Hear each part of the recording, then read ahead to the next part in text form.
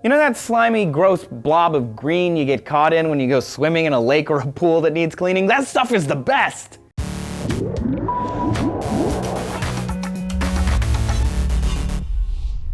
Hey peeps, Trace here coming at you from D News. How do you feel about algae? Ambivalent, right? I used to be like that, but no longer. I'm on board. I think algae is great and I don't care who knows it.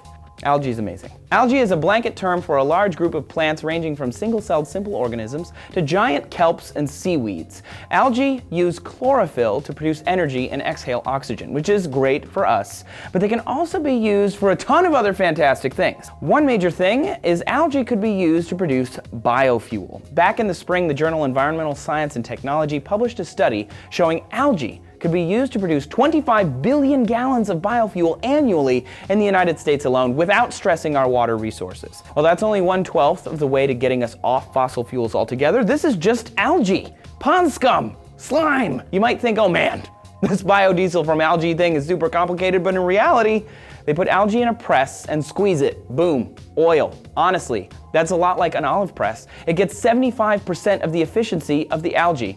But by adding chemicals to the process, we can get up to 100% of that oil out of the product.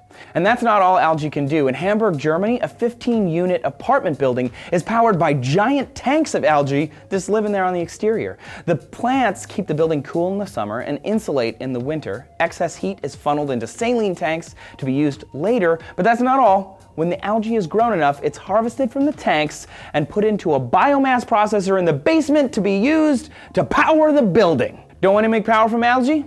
That's okay.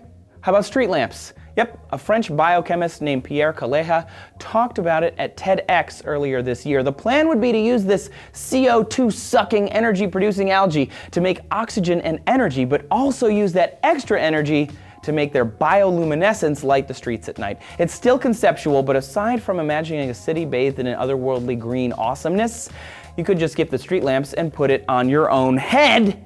This is freaky as hell, but maybe could be the future, perhaps, maybe, I don't know. This is some kind of dystopian Promethean strangeness, you guys. The little tubes are filled with algae that feed on the CO2 exhaled by the wearer and the light hitting the thin tubes from the outside. And when the wearer needs a meal, he or she can just suck some of that algae right into their bodies. The plants are nutritious, though I wouldn't say delicious. Not that I've tried them, except for that one summer at the lake, but that was an accident. Currently, the suit, designed by Burton Nitta, is relegated to the realm of strange things, but who knows? If a food crisis hits, we might be willing to try it.